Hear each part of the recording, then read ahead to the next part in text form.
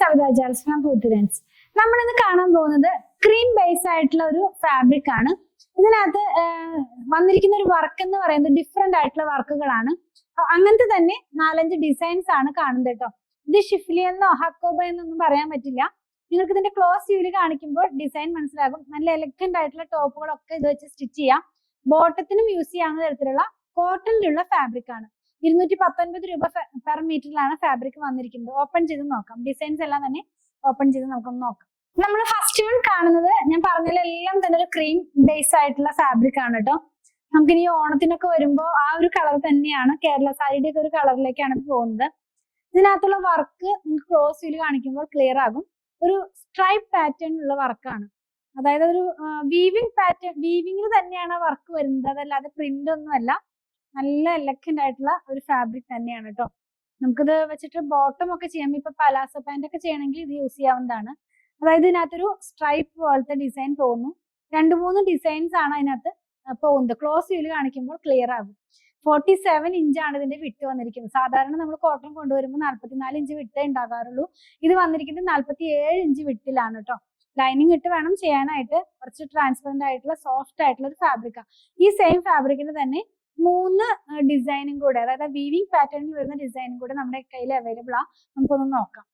Next one വന്നിരിക്കുന്നത് ഇതും ഒരു സ്ട്രൈപ്പ് പാറ്റേണിൽ തന്നെ. എല്ലാം സ്ട്രൈപ്പ് പോലെ പോകും നമ്മൾ വെയർ ചെയ്ത് കഴിയുമ്പോൾ. പക്ഷെ ആ വീവിങ്ങിന് ചേഞ്ച് വന്നിട്ടുണ്ട്. ആദ്യത്തെ വീവിങ് അല്ല ഇപ്പൊ കാണുന്നത്. ഞാനിതൊന്ന് ഓപ്പൺ ചെയ്ത് കാണിച്ചു തരാം. എനിക്ക് ഈ വീഡിയോനകത്ത് എത്രത്തോളം ക്ലിയർ ആവുമെന്ന് അറിയില്ല. ക്ലോസ് ചെയ്യൽ എന്തായാലും നമുക്ക് ക്ലിയർ ആയിട്ട് തന്നെ നമുക്ക് കാണിച്ചു തരുന്നതായിരിക്കും. ഇനിയായിരിക്കും ഈ ഒരു ഡിസൈൻ വരുന്നത്. വീവിംഗ് പാറ്റേണിലുള്ള ഡിഫറൻസ് ആണ് ഇതിനകത്ത് വ്യത്യസ്തമാക്കുന്നത്. അതായത് ഓരോന്നുമായിട്ടുള്ള വ്യത്യാസം. എല്ലാം ബേസ് കളർ എല്ലാം തന്നെ സെയിം ആണ്. നെക്സ്റ്റ് വൺ വേറൊരു ഡിസൈൻ ആണ്. കുറച്ച് ഗ്യാപ്പ് ഇട്ടിട്ടാണ് ഇതിനകത്തുള്ള വീവിങ് പോകുന്നത്. നമുക്ക് പല പർപ്പസിന് യൂസ് ചെയ്യാം. ടോപ്പ് മാത്രമല്ല, ഇപ്പൊ ഈ ബാപ്റ്റിസം, അതല്ലെങ്കിൽ എന്താ പറയാ ഹോളി കമ്മ്യൂണിയൻ, അങ്ങനെയുള്ള ആ ഇതിനൊക്കെയുള്ള ഡ്രസ്സുകളൊക്കെ ഇത് വെച്ച് സ്റ്റിച്ച് ചെയ്യാവുന്നതാണ്. ഇങ്ങനെയായിരിക്കും ഇതിന്റെ ഒരു പാറ്റേൺ പോകുന്നത്. ലാസ്റ്റ് വൺ എന്ന് പറയുന്നത് നല്ല ഭംഗിയുള്ള ഒരു ഡിസൈൻ തന്നെ. എല്ലാം വീവിങ്ങിലാണ് ഈ ഡിസൈൻസ് വരുന്നതെന്നൂടെ പറയാണ്. വീവിങ്ങിലാണ് കേട്ടോ, പ്രിന്റ് ഒന്നും അല്ല. കുറച്ചൊരു പ്രീമിയം ക്വാളിറ്റി ഉള്ള ഫാബ്രിക് തന്നെയാണ് കേട്ടോ. ഇങ്ങനെയായിരിക്കും ഇതിന്റെ ഡിസൈൻ വരുന്നത്. ഇതെല്ലാം വാഷ് ചെയ്ത് കഴിയുമ്പോൾ കുറച്ചും കൂടെ തിക്ക് ആവുന്ന പോലത്തെ ഒരു ഫാബ്രിക് ആണ്. അപ്പോൾ എത്രത്തോളം അതിന് ലൈനിങ് വേണ്ടി വരുന്ന വെച്ചിട്ടുണ്ടെങ്കിൽ ഇപ്പൊ നമുക്ക് നോക്കുമ്പോൾ കുറച്ചൊരു ട്രാൻസ്പെറന്റ് പോലെ തോന്നുന്നുണ്ട്. ചില ഫാബ്രിക് നമ്മൾ വാഷ് ചെയ്യുമ്പോൾ അടുത്ത് വരുന്ന ഫാബ്രിക് ഉണ്ടല്ലോ, അങ്ങനത്തെ ഒരു ഫാബ്രിക് ആണെന്ന് എനിക്ക് തോന്നുന്നു.